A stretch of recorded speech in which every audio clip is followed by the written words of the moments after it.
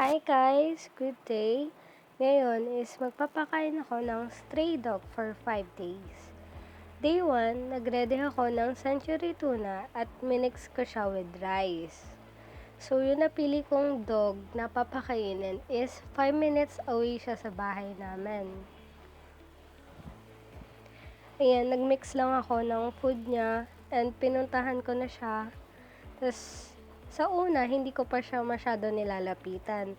Dahil yung friendship namin is nagsisimula pa lang. Sa day 2, nag-prepare ako sa kanya ng hotdog. Hinugasan ko siya before ko siya iprito. And after nun, ayun, piniprito ko na.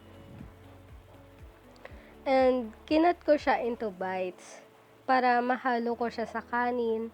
At syempre, hindi mahirapan yung aso na kainin yung food na hinanda ko para sa kanya. So, dito, sa day 2, ina-expect niya na may food ako na ibibigay sa kanya.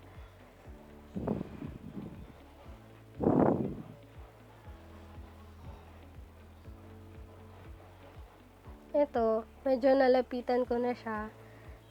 Kasi nga, nakapag-build na ako ng friendship sa day 1. So, ayun dito, naubos na naman yung food niya. At sa day 3, nag-prepare ako ng egg. Yan, binabati ko lang yung egg and then prinito ko na. After nun, minix ko na siya with rice ulit.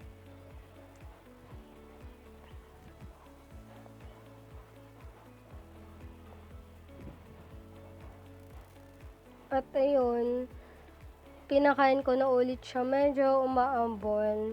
Pero, luckily, meron namang puno sa taas niyan. Kaya hindi naman gaano naulanan. And day 4, hinandaan ko ulit siya ng century tuna with rice. So, dito, nalalapitan ko na yung dog. Sa tingin ko, nakilala niya na ako, nakapag-build na ako ng friendship sa kanya. Ayan.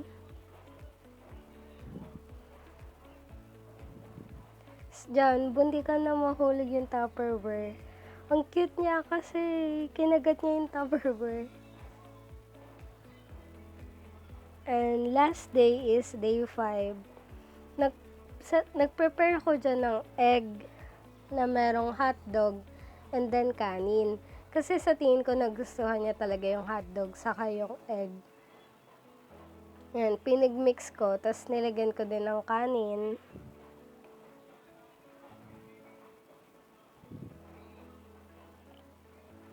So, yan, nagmi-mix lang ako dyan.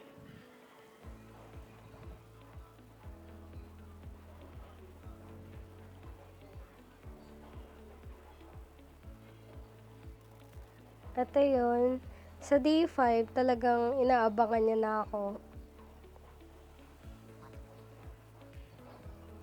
So, ito siya, hinahatak ulit yung food kasi malalaglag na naman.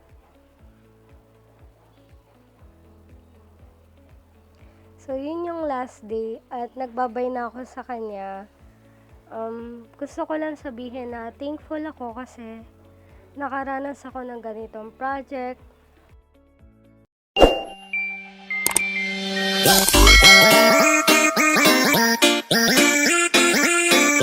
Wow.